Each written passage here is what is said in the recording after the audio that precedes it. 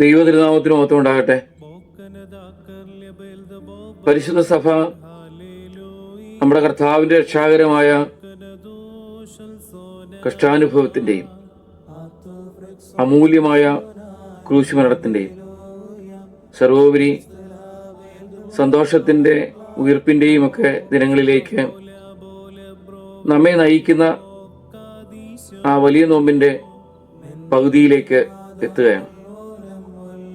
ഈ അവസരം നാം നമ്മെ തന്നെ ഒന്ന് മനസ്സിലാക്കുകയും നമ്മിലേക്ക് തിരിഞ്ഞു നോക്കുകയും ചെയ്യേണ്ടതായ സമയമാണ്.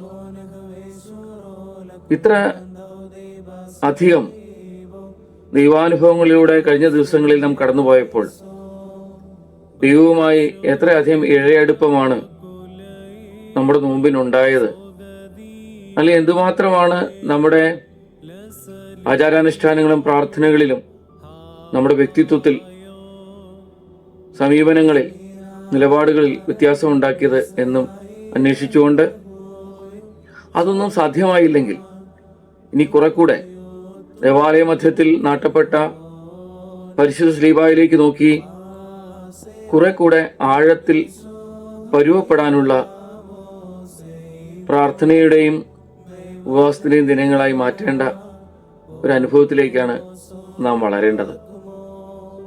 ഈ കാലം മനുഷ്യാനന്തര കാലം, പോസ്റ്റ് ഹ്യൂമൻ ഇറ എന്ന് പറയപ്പെടുന്ന ഈ കാലത്ത് മനുഷ്യന്റെ കൈവെള്ളയിൽ സകലതും ഉണ്ട്.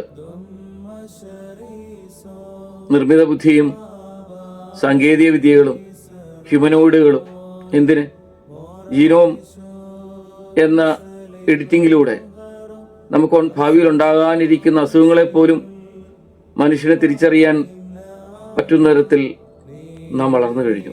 അതൊരു സമ്പന്നമാണ് എന്ന് വിചാരിക്കുന്നവരുടെ എണ്ണം കൂടുകയാണ്. എന്നാൽ നാം ഓർക്കേണ്ടത്, നാം ഇന്ന് പ്രചരിപ്പിക്കുന്ന വെറുപ്പ് മനുഷ്യത്വരഹിതമായ ആർദ്രതയും അതുപോലെ തന്നെ അനുകമ്പയും ഒന്നുമില്ലാതെ മറ്റു മനുഷ്യരെക്കുറിച്ചും സമൂഹങ്ങളെക്കുറിച്ചുമൊക്കെ വല്ലാതെ വെറുപ്പ് പ്രചരിപ്പിക്കുകയാണ്.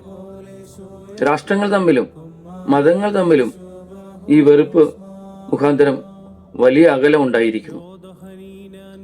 ക്രിസ്തുവിന്റെ ഈ ലോകത്തിലെ പ്രവർത്തനങ്ങൾ ഈ അകലം കുറയ്ക്കാൻ എത്ര അധികം ശ്രമിച്ചു എന്ന് കാണാൻ കഴിയും. സമൂഹത്തിൽ പ്രയാസം അനുഭവിക്കുന്നവരെ, സങ്കടപ്പെടുന്നവരെയും വേദനിക്കുന്നവരെയും ഒക്കെ തന്റെ ചങ്കോട് ചേർത്ത് വയ്ക്കുമ്പോൾ അവരനുഭവിച്ച സന്തോഷം, ദൈവാനുഭവം, അത് വലുതായി നാം വായിച്ചെടുക്കുന്നുണ്ട്. അതുകൊണ്ട് ഈ നോമ്പ് നമുക്ക് ദൈവം നൽകി തന്ന ആ വലിയ മനുഷ്യാനുഭവത്തിലേക്ക്, മനുഷ്യത്വത്തിലേക്ക് തിരിഞ്ഞു നടക്കാനുള്ള ആർദ്രതയും അനുകമ്പയും ഒക്കെ ഉള്ള ദൈവഭാവങ്ങളിലേക്ക് കുറെ കൂടെ ചേർന്ന് നിൽക്കുവാനുള്ള ഒരു നിയോഗവും വിളിയുമാണ്. ജോൺ ക്രിസോസ്റ്റം എന്ന സുറിയാനി സഭാ പിതാവിനെ പോലെ ഉള്ളവർ നമ്മളെ ഓർമ്മപ്പെടുത്തുന്നത്, ആചാരാനുഷ്ഠാനങ്ങൾക്കും ഭക്ഷണവർജനങ്ങൾക്കും ഒക്കെ അപ്പുറം നാം നമ്മുടെ വികാരങ്ങളെ നിയന്ത്രിക്കുകയും നമ്മുടെ ആലോചനകളെ ക്രമീകരിക്കുകയും അതിലുപരി നമ്മുടെ ആസക്തികളിൽ നിന്ന് നമുക്കൊരു വിടുതലുണ്ടാകുകയും ചെയ്യുക എന്ന് തന്നെയാണ് നോമ്പിൻ്റെ ആ നല്ല രീതി.